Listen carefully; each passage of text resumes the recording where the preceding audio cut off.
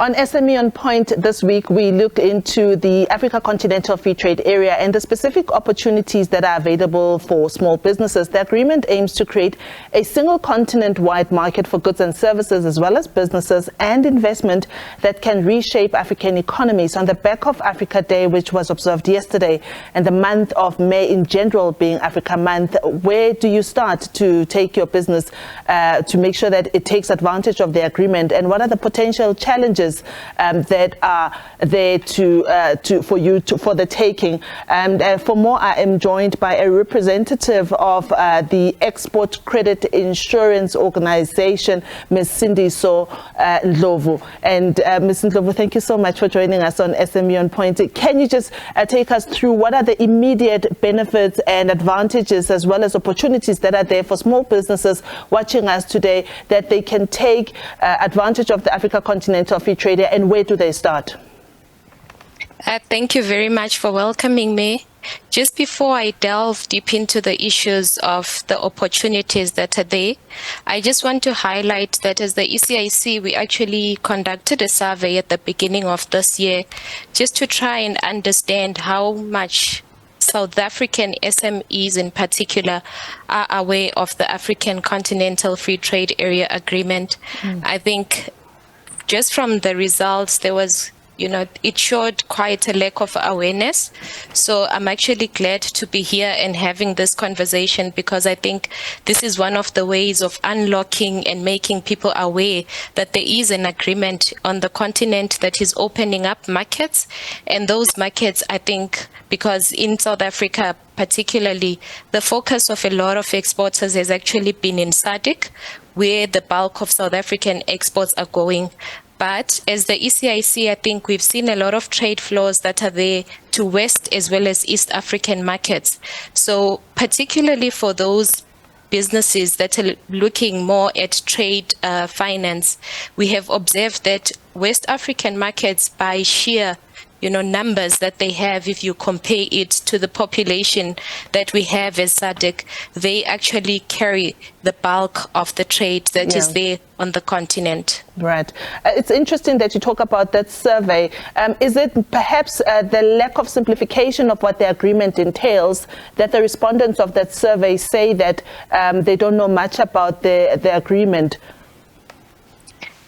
A lot of the issues that they flagged was that they have just heard, but they are not aware in terms of the details that are there.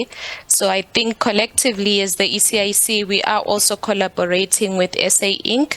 that includes the DTIC, so that we try and unpack those at various forums that are there.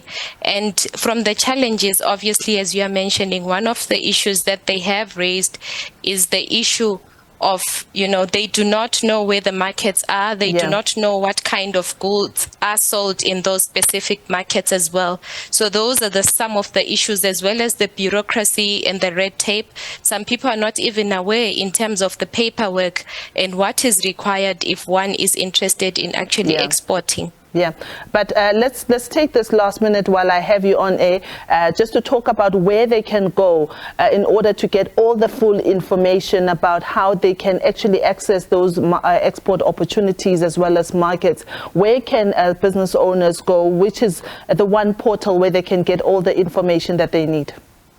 At the present moment, I think as the ECIC, we also collaborate quite extensively with the DTIC. So they are open to also approach the ECIC. We do have business development specialists that are responsible for different regions. They're welcome to go on the company website and see what we offer.